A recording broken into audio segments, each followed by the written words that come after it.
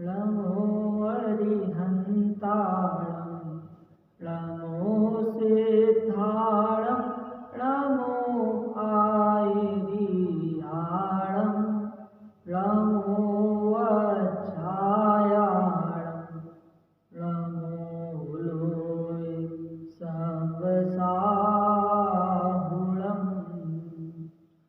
मोक्षमार्गस्य नेतारं भेक्तारं कर्मभूतम् ज्ञातारं विश्वतत्त्वानां वन्दे तद्गुणधर्तये नमः श्रीवर्धमानाय निर्धूतकलिलात्मने सालोकानां त्रिलोकानां यद्विद्यादर्पणायते।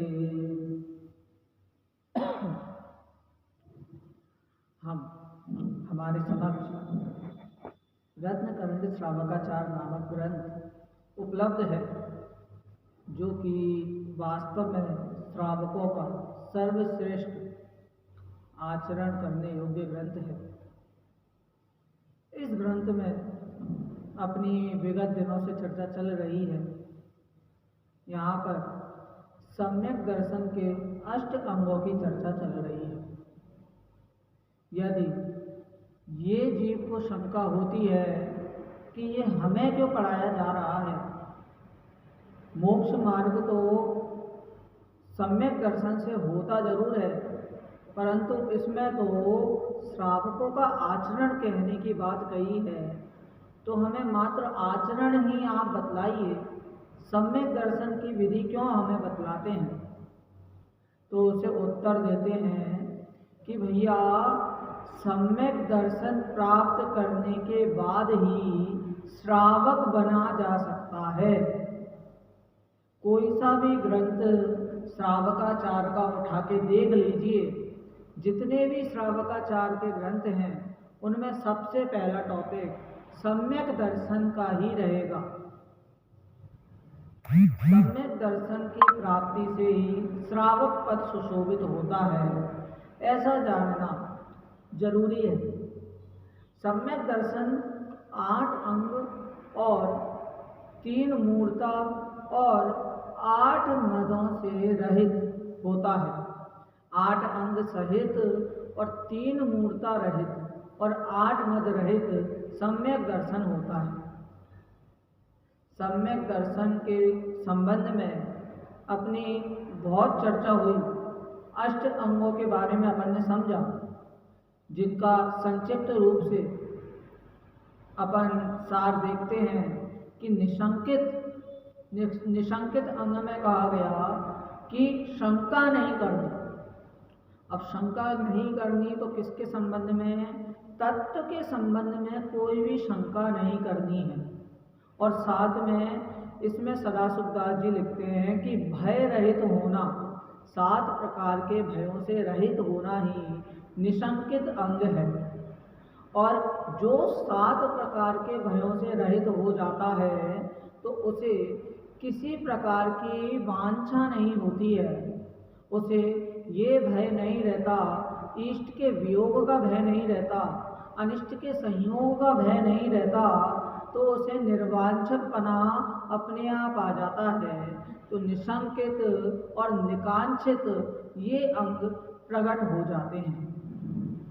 निकांक्षित गुण के प्रकट होने के बाद आता है निर्विचिकित्सा अंग। निर्विचिकित्सा अंग में कहा कि भैया किसी भी साधर्मी के प्रति, खास तौर पे साधर्मी के प्रति घृणा का भाव नहीं रखना। आगे जाके कहते हैं कि साधर्मी के प्रति तो रखना ही नहीं, साथ में अन्य जीवों के प्रति भी घृणा का भाव नहीं होना चाहिए।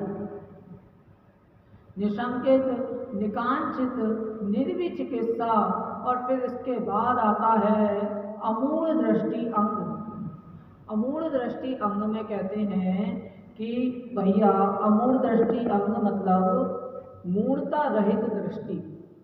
मूढ़ मतलब होता है अज्ञानी, मिथ्यात्वी, उल्टी मान्यता को धारण करने वाला वह होता है मूढ़ प्राणी, और मिथ्यात्व रहित दृष्टि ये होती है अमूढ़ दृष्टि अंग। अमूढ़ दृष्टि अंग के बाद अपन ने समझा उपगूहन। उपगूहन अंग कहता है कि भैया दूसरे के दोषों को ढकना, उजागर ना करना, मतलब समस्त जीवों के प्रति उनके सामने उजागर ना करना, व्यक्तिगत रूप से उसे समझाना। जैसे एक उदाहरण के रूप में देखें तो एक पिता था, उस पिता के पास कोई उसके बालक की शिकायत लेके आया कि भैया आपका बालक सिगरेट पीता है। तो उस पिता ने ये नहीं कहा कि मुझे नहीं पता या गुस्सा हो गया, उसने कहा मुझे पता है। उससे बोला अरे तुम्हें पता है, तुम मुझसे कुछ करते नहीं, तुम्हें कैसा लगता है, कैसे पिता हो? तो उसके पिता का जवाब था कि भैया अभी सिगरेट पीता है, ये बात यदि उसे पता लग गई कि मुझे पता है तो अभी तो छुप के पीता है, भय से पीता है, परंतु बाद में जब उसे पता चला कि मेरे को पता है, मुझे जानकारी है, तो उसका ये भय भी समाप्त हो जाएगा। तो उसी प्रकार सम्यक दृष्टि भी सबके सामने दूसरे के दोषों को उजागर नहीं करता, यही सम्यक दृष्टि का उपगूहन नाम का अंग है। अरे अभी देखने में आता है कि कोई शास्त्री फलाना फलाना काम करते हुए पकड़ा गया और व्हाट्सएप पर उसके मैसेज फॉरवर्ड होते, तो वो हाल ही हाल एक दूसरे को फॉरवर्ड हो जाते हैं। लेकिन सम्यक दृष्टि कहता है कि नहीं, उनको दोषों को उजागर नहीं करना है। क्यों? क्योंकि उस एक व्यक्ति से पूरा धर्म जुड़ा है। हम तो किसी नगर में भी जाते हैं तो उस नगर के किसी एक व्यक्ति भी हमारी मदद करता है, हमारी सहायता करता है, तो उस एक व्यक्ति के प्रति हमें कितना बहुमान आता है। अपने घर जाकर, अपने नगर जाकर, अपने शहर जाकर उस व्यक्ति के प्रति क्या करते हैं भैया, उस व्यक्ति के प्रति इतनी तारीफें करते हैं कि उस शहर के व्यक्ति बहुत अच्छे होते हैं, पूरे शहर की तारीफ करते हैं कि उस शहर में बहुत अच्छे लोग रहते हैं, बहुत सहायक लोग रहते हैं। तो उसी प्रकार सम्यक दृष्टि को भी ये पता है कि उस एक व्यक्ति से, उस एक धर्मी से ये पूरा धर्म जुड़ा है। यदि उस धर्मी पर उंगली उठती है तो ये समझना चाहिए पूरा धर्म ही बदनाम हो रहा है। ये जानकर अपन को उपगूहन अंग अपनाना चाहिए। फिर इसके बाद आता है स्थितिकरण अंग। स्थितिकरण अंग में बताते हैं कि कोई अपना साधर्मी, क्या कि कोई अपना साधर्मी धर्म मार्ग से विचलित हो, स्वयुक्त्यान प्रति सद्भाव सनाथापेत कइतुवा। ऐसा बोलते हैं कि कोई भी व्यक्ति, कोई भी साधर्मी धर्म मार्ग में पहले लगा हो और बाद में उसे हटता हुआ जाने, हटता हुआ वो दिखाई देता है, तो ये समझना चाहिए कि हमें उसे स्थिति करना है, उसको धर्म में स्थित करना है। प्रतिपत्ति यथायोग्यम। प्रतिपत्ति मतलब क्या बोल रहे हैं? प्रतिपत्ति मतलब पुनः स्थापित करना, पुनः उसे धर्म में स्थित करना, ऐसा कहते हैं। तो वही प्रतिपत्ति मतलब जो पहले धर्म में लगा था उसको दोबारा से पुनः प्रतिपत्ति, पुनर्स्थापित, उसको स्थित, पुनः स्थित करना, वही क्या है? वही स्थितिकरण नाम का अंग है। स्थितिकरण अंग के बाद बताते हैं वात्सल्य अंग। स्थितिकरण अंग, स्थितिकरण में प्रत्यवस्थापनम, क्षमा करना, प्रत्यवस्थापनम लिखा, उसका मतलब होता है पुनर्स्थापित करना, पुनर्स्थित करना। फिर वात्सल्य अंग में कहते हैं कि भैया जो अपना यूथ है, यूथ मतलब ग्रुप है, समूह है। किसका समूह? साधर्मियों का समूह, आर्यिका का समूह, मुनिराज का समूह। ये जो समूह है उस समूह के प्रति वात्सल्य का भाव होना। अपन ने पढ़ा कि वात्सल्य का भाव धीरे धीरे करके किस सीमा तक पहुंचा दिया आचार्य ने। सदाशिवदास जी, जो कि भैया जिन्होंने इतनी सी पाठशाला खोली और वो पाठशाला आगे जाकर विश्वविद्यालय के रूप में स्थापित हुई, सोचिए उनका वात्सल्य कितना ज़्यादा रहा होगा कि सब जीवों के प्रति वात्सल्य भाव आया और उन्होंने उस पाठशाला को खोला, उस पाठशाला का आरंभ किया। अरे आप तो ये सोचिए कि जब तीर्थंकरों के बारे में चर्चा होती है, अरिहंत के बारे में चर्चा होती है, कहते हैं कि उनका रक्त श्वेत है, सफ़ेद है। यह जानकर जीव को बहुत आश्चर्य होता है, किसी का खून क्या सफ़ेद हो सकता है? अरे संसार में अपन देखते हैं कि जब किसी माँ को बच्चा है और उस बच्चे के प्रति उसको इतना वात्सल्य भाव उमड़ता है कि उस वात्सल्य से उसके स्तनों से श्वेत दुग्ध निकलता है। जब वो देखकर किसी जीव को आश्चर्य नहीं होता, तो सोचिए अरिहंतों का कितना वात्सल्य भाव रहा होगा कि उनका पूरा खून ही, पूरा रक्त ही श्वेत है, श्वेत है। श्वेत क्या कि भैया ये सफ़ेद रंग जो है, श्वेत रंग है, वात्सल्य का सूचक है। तो ये वात्सल्य भाव जब अरिहंतों के हैं, तो हम साधर्मियों को तो एक दूसरे के प्रति वात्सल्य भाव होना ही चाहिए। यहाँ मंदिर में अपन देखते हैं कोई आया, एक साधर्मी को दूसरे साधर्मी से भैया इतना वैर भाव अंतर में है कि पीठ पीछे बुराइयाँ होती हैं।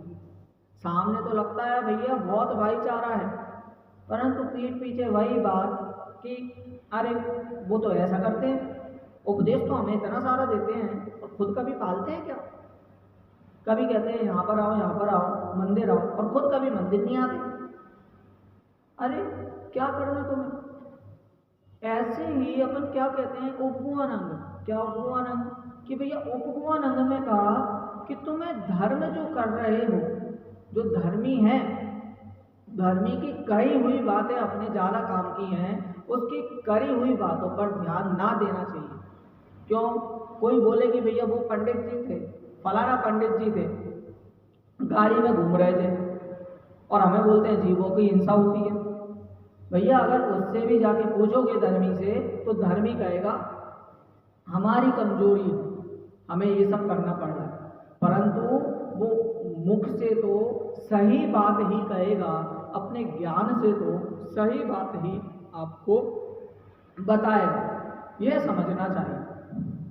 इस प्रकार अपन ने वात्सल्य अंग के बाद अपन ने प्रभावना अंग की अपन ने चर्चा की। तो उसमें अपन ने समझा कि पुरुषार्थ सिद्धि उपाय में तो कहा है, क्या कहा है कि अपने अंतर के गुणों को, अपने गुणों को ही प्रभावित करना ही वास्तविक प्रभावना है। और यही प्रभावना हमारे तीर्थंकरों ने की है, महावीर ने की है। महावीर भैया, महावीर के समय क्या था कि उन्होंने क्या किया, उनके राजा थे, जो महाराजा थे उस समय, वो किले स्थापित करने में, राज्य जीतने में अपना समय गवाते थे। कोई राजा ने राज्य ज़्यादा जीते, उसके हिस्से में राज्य ज़्यादा है, तो वो स्वयं को बहुत बड़ा राजा समझता था, जो दुनिया है उसे ही बहुत बड़ा राजा मानती थी।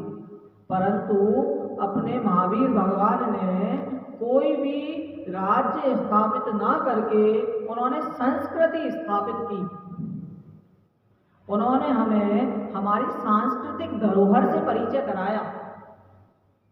यदि रेल में भी जाते हैं, ट्रेन में भी बैठते हैं, तो अपने आचरण से अपना धर्म पता लग जाता है।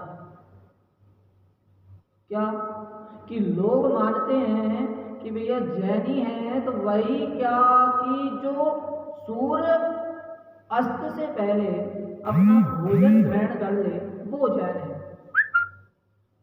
अपनी संस्कृति क्या है, जैनों की पहचान क्या होती है?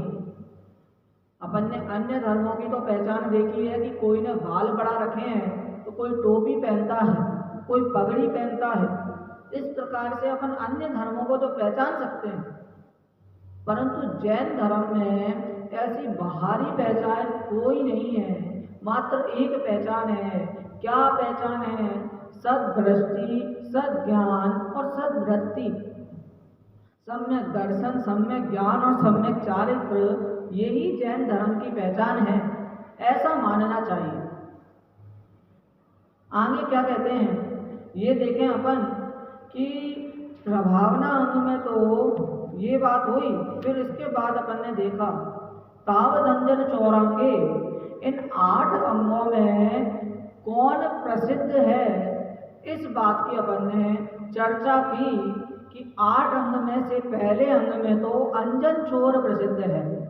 बताइए, ये सम्यक दर्शन जो मोक्ष महल की प्रथम सीढ़ी अपन बोलते हैं, हाँ क्या बोलते हैं? तत्वार्थ श्रद्धानम सम्यक दर्शनम। इन सब का जो तत्वों का जो श्रद्धान है वही सम्यक दर्शन है। और इस दर्शन, सम्यक दर्शन के अंग में, प्रथम अंग में कोई चोर प्रसिद्ध हो गया? चोर भी इन सब चीजों में प्रसिद्ध होते हैं क्या, या किसी और चीज में प्रसिद्ध होते हैं? जैन धर्म की भैया यही तो विशेषता है। क्या विशेषता है? कि भैया जो पहले चोर था वो हमेशा चोर नहीं बना रहेगा, वो भी सम्यक दृष्टि हो सकता है, वो भी मोक्षगामी हो सकता है। अरे सम्यक दर्शन का नाम ही क्या है? क्या है ये सम्यक दर्शन? यदि किसी जीव को आप लाल चश्मा पहनकर देखोगे तो वो लाल ही दिखेगा, पीला चश्मा पहन के देखोगे तो वो पीला ही दिखेगा।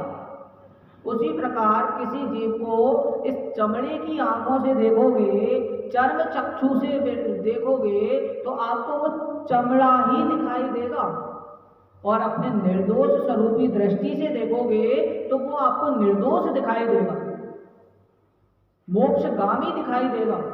और उन जीवों के प्रति वैर भाव का होना ये तो बहुत गलत बात है। वो मोक्ष में जाने वाला है और तुम अभी उससे वैर कर रहे हो। वर्तमान पर्याय को देखकर यदि नफरत करने लगे, वैर भाव रखने लगे, तो भैया कोई तीर्थंकर, कोई अरिहंत पद तक ना पहुंच पाए।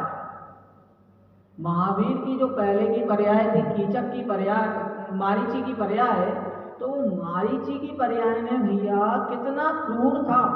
365 मत उसने चलाए, आगे जाके वो तीर्थंकर बने।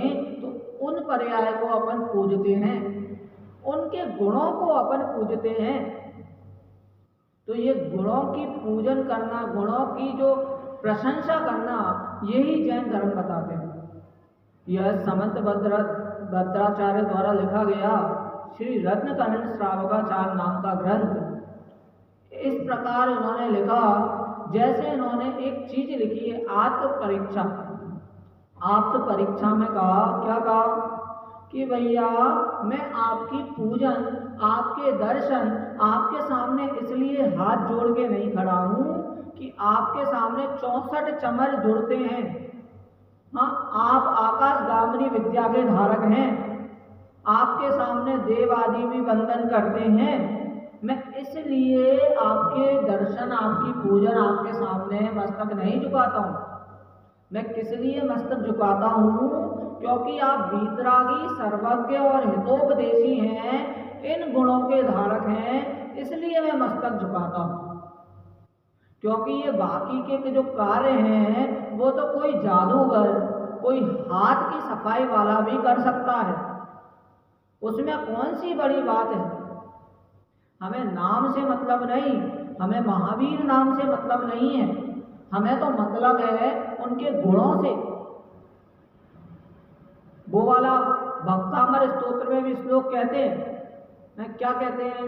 ब्रह्मा परम, ऐसा कहते हैं कोई श्लोक कि विष्णु बोलो, शंकर बोलो, हमें कोई मतलब नहीं है, परंतु हम तो मात्र गुणों की पूजा करते हैं।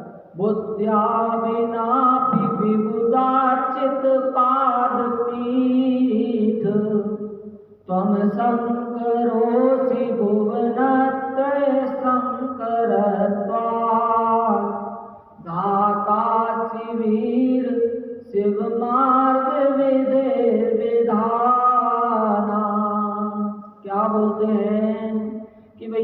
तत्करोषि भुवनत्र शंकरत्वात्। कुछ भी बोलो, लेकिन मात्र कौन से गुण होने चाहिए? हमारी मात्र वंदन करने के लिए एकमात्र शर्त है कि वो वीतरागता, सर्वज्ञता और हितोपदेशिता का धारक होना चाहिए, तभी हम उनको वंदन नमस्कार करेंगे। इस प्रकार सम्यक दर्शन का धारी जीव होता है, वही सम्यक दृष्टि होता है। ततोऽनंतमति स्मृता, दूसरे अंग में अनंतमति। कितनी दिक्कतें आई होंगी, कितनी समस्याएं आई होंगी अनंतमति को, तो भी वो निर्वांछक वृत्ति के धारी रही।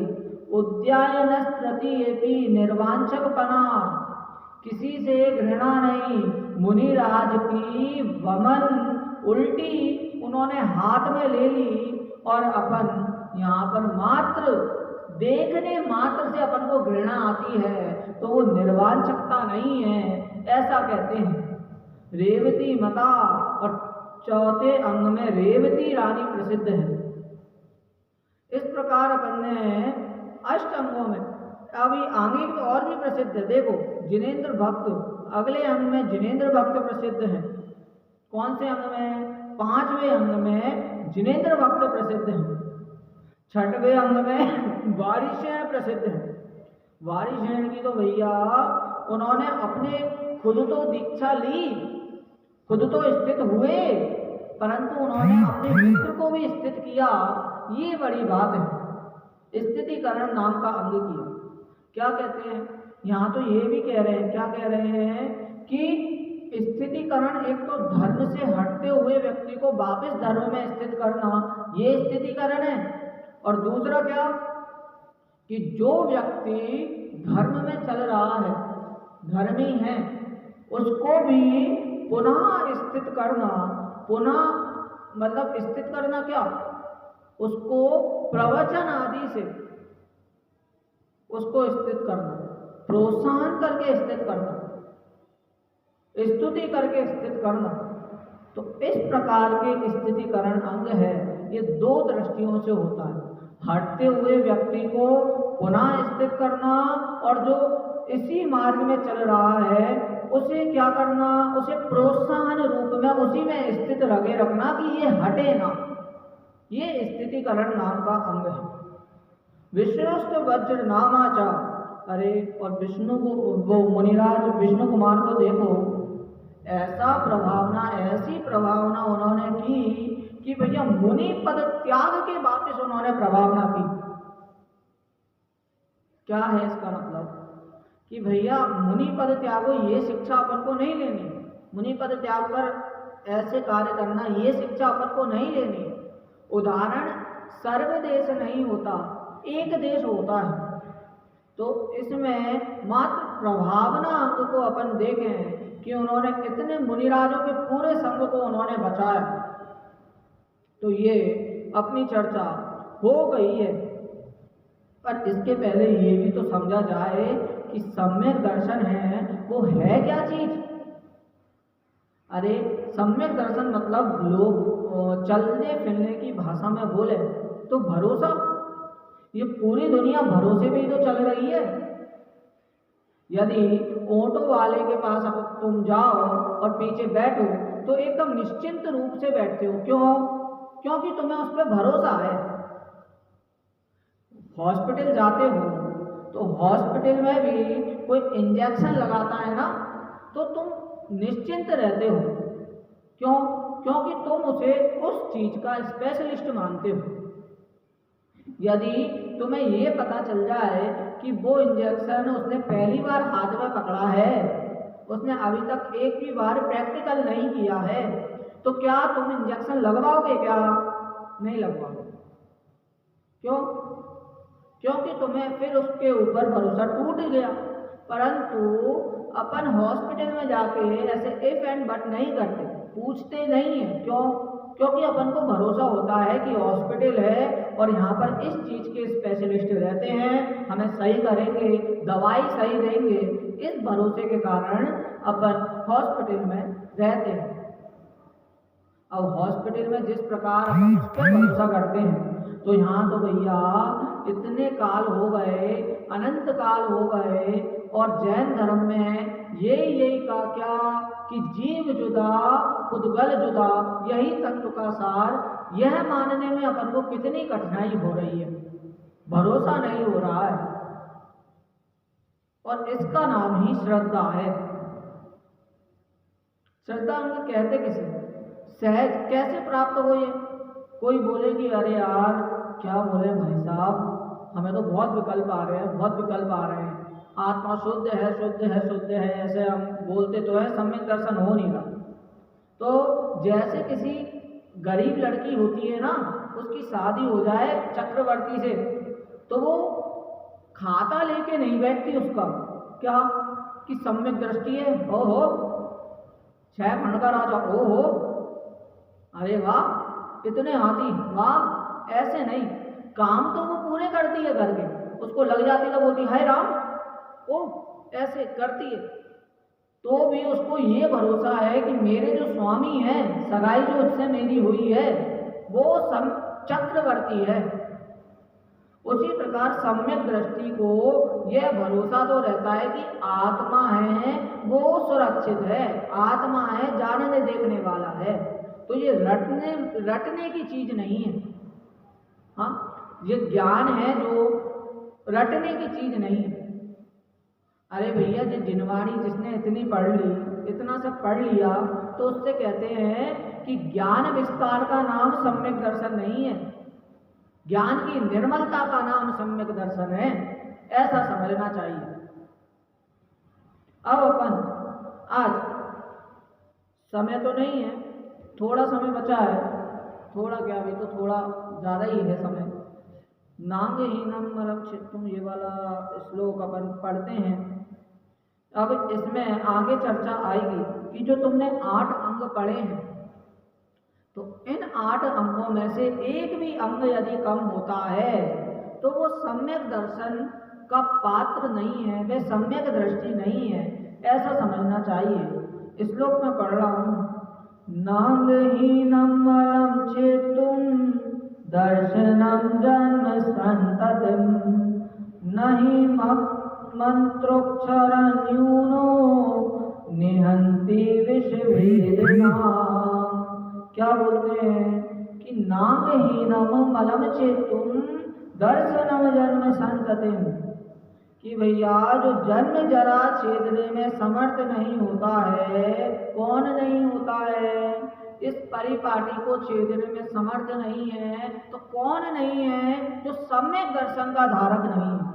और जो सम्यक दर्शन का धारक नहीं है उसके 8 अंग नहीं है, या 8 अंग में से एक अंग कम है, ऐसा मानना चाहिए, ऐसा समझना चाहिए। क्यों ऐसा होता है क्या कि अंग का एक प्रकट हो रहे हैं, उनमें भी 1-2 अंग रह गए? हाँ होता है, क्या पता निशंकित अंग प्रकट हो जाए और निकांक्षित अंग प्रकट ना हो। तो अंजन चोर को ले लो, क्यों? क्योंकि उनको निशंकित अंग तो था, आड़म ताड़म कछुना जाड़म सेठ वचन प्रमाणम तो बोल दिया, परंतु उसको कांक्षा थी। क्या कांक्षा थी? कि ये बोलने से आकाशगामिनी विद्या प्राप्त हो जाएगी। जिनदत्त सेठ पर उसे कांक्षा थी, तो इसीलिए उसको निकांक्षित अंग तो प्रकट नहीं था, तो इसलिए वो सम्यक दृष्टि है, ऐसे कहना उचित नहीं है। क्यों? क्योंकि उसे एक अंग नहीं है, या सिर्फ एक ही अंग प्रकट है, ऐसा कहो।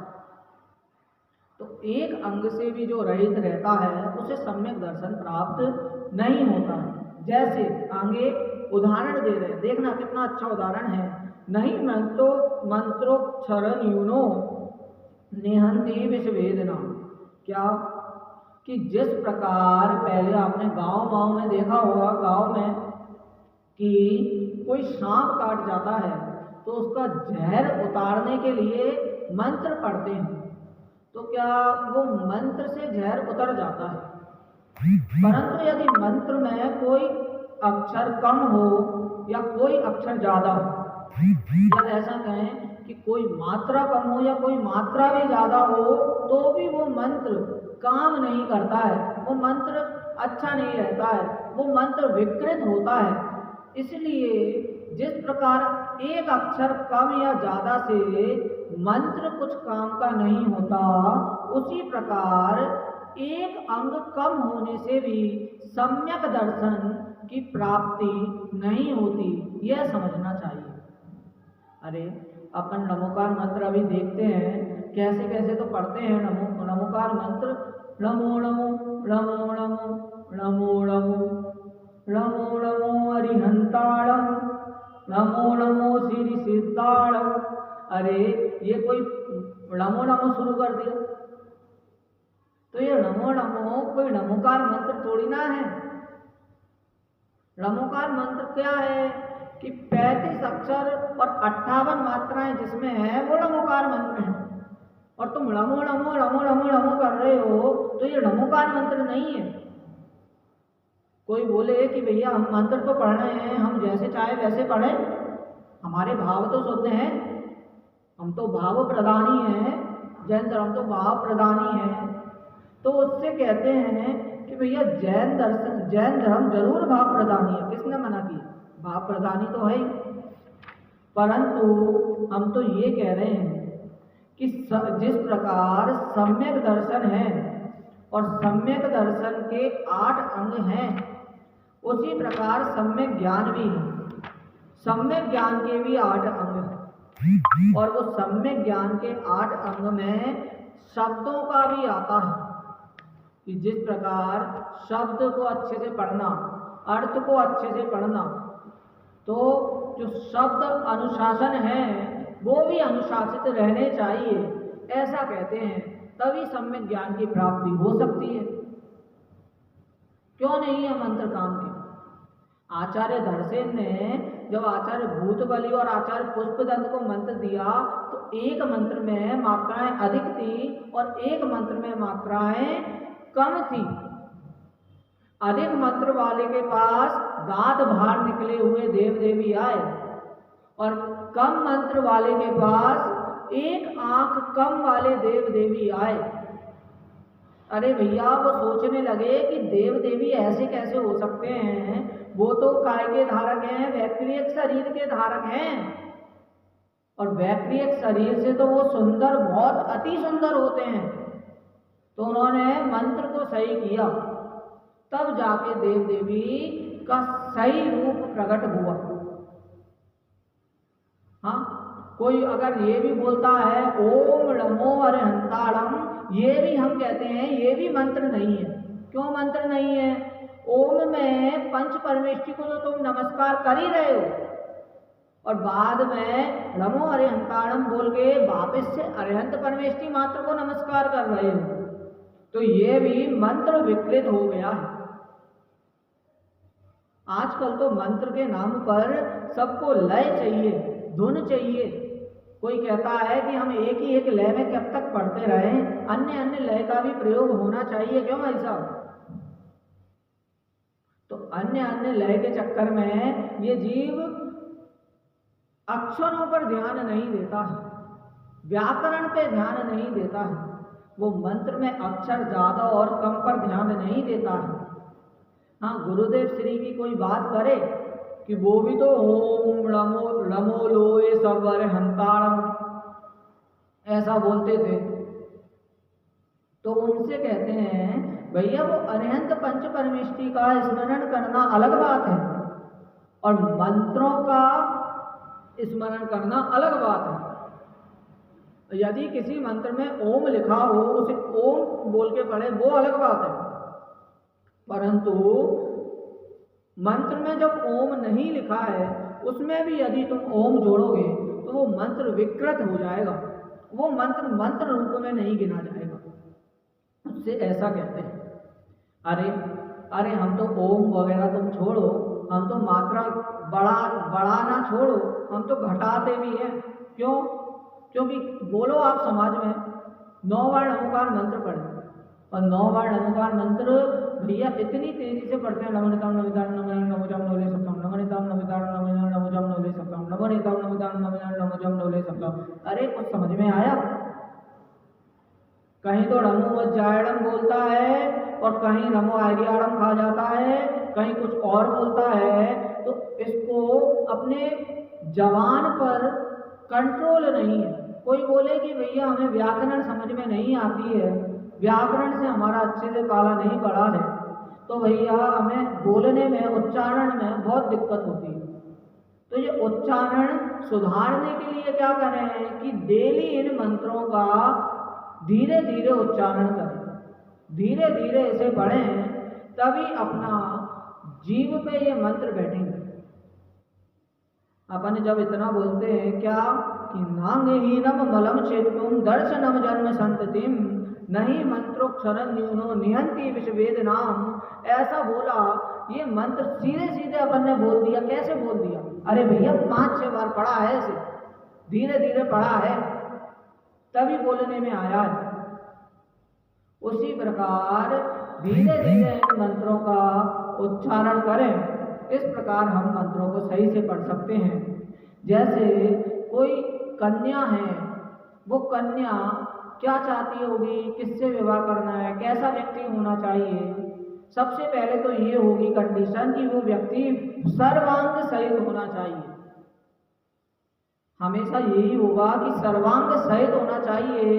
यदि एक भी अंग रहित होता है तो वो कुरूप होता है, अच्छा नहीं होता है, उससे शादी नहीं की जा सकती है, विवाह नहीं किया जा सकता है, ऐसा सबका मानना होता है। उसी प्रकार सम्यक दर्शन भी 8 अंग सहित होता है, उनमें भी एक अंग कम हो तो वो बेकार रहता है, वो सम्यक दर्शन नहीं हो सकता है, ऐसा कहते हैं। अर्थ अपन पढ़ते हैं। अंगों से हीन सम्यक दर्शन संसार की परिपाटी जन्म परंपरा छेदने में समर्थ नहीं होता है। जैसे हीनाक्षर मंत्र विष की वेदना को नष्ट नहीं कर सकता है। जिसके भावों में निशंकित आदि अंग प्रकट होते हैं, वही सम्यक दृष्टि संसार परिभ्रमण का नाश करता है। जिसका 8 अंगों में से यदि एक अंग भी कम है, प्रकट नहीं हो पाया है, उसके संसार का अभाव उसी प्रकार नहीं होता है जिस प्रकार अक्षरहीन मंत्र सर्पादि का विष दूर नहीं कर सकता है। क्या कहते हैं कि भैया जो सर्पादि का विष है वो मंत्र कैसा होना चाहिए, अच्छा मंत्र सहित होना चाहिए, ना एक मात्रा अधिक ना एक मात्रा कम, ऐसा होना चाहिए।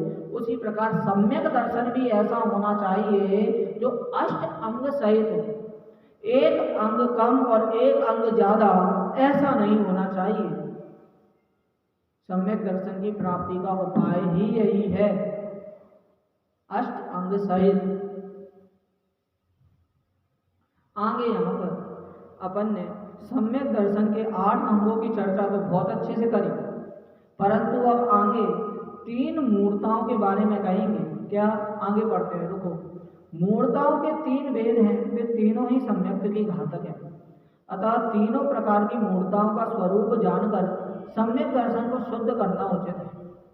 अब लोक मूर्ता का स्वरूप कहने वाला श्लोक कहते हैं क्या कि भैया ये मूर्ता ऐसी है। आचार्य प्रवट टोडरमल जी ने मोक्ष मार्ग प्रकाशक में जैसे डंके की चोट पे कहा है कि कैसी कैसी मूर्ता ये जीव करता है, उसी प्रकार यहाँ पर भी 3 मूर्ताओं के संबंध में कहेंगे और ऐसी ऐसी मूर्ता कहेंगे कि सुनकर पैरों तले जमीन खिसक जाए, इतने खतरनाक खतरनाक चीज कहेंगे जो अपन जाने अनजाने में कर देते हैं। देखिए एक बात कि पहले से 6वें काल में है ना, ये 6 जो काल हैं इनमें से मात्र 5वां काल अलग है। बाकी के जो काल हैं उनमें क्या कहते हैं कि भैया ज्ञान और अज्ञान, धर्म और अधर्म, ये 5 काल में पाई जाती है। कौन से 5 काल? पहला, दूसरा, तीसरा, चौथा और 6वां। परंतु 5म काल ऐसा है कि इसमें ज्ञान, अज्ञान और कुज्ञान, ये 3 चीजें पाई जाती हैं। धर्म, अधर्म और कुधर्म, ये 3 चीजें पाई जाती हैं। देव, सुदेव, कुदेव, ये 3 चीजें पाई जाती हैं। तो भैया हम पहचाने कैसे? तो ये 2 चीजें तो बहुत अच्छे से, धर्म और अधर्म तो बहुत अच्छे से प्रत्यक्ष रूप में देखने को अपन को आ जाता है। परंतु ये कुधर्म ऐसा है जिसकी परीक्षा करके अपन को समझ में आता है। क्यों? क्योंकि ये कुपथ्य इतने सारे खुल गए हैं, कुमार्ग इतने सारे आ गए हैं कि पहचानना इस जीव को दुर्लभ रहता है कि कौन सा सच्चा मार्ग है और कौन सा झूठा मार्ग है। इस प्रकार इन मार्गों पर चलकर, सच्चे मार्गों पर चलकर शिव रूपी रमणी का वर्णन करें, इस भावना से मैं अपनी वाणी को विराम देता हूँ।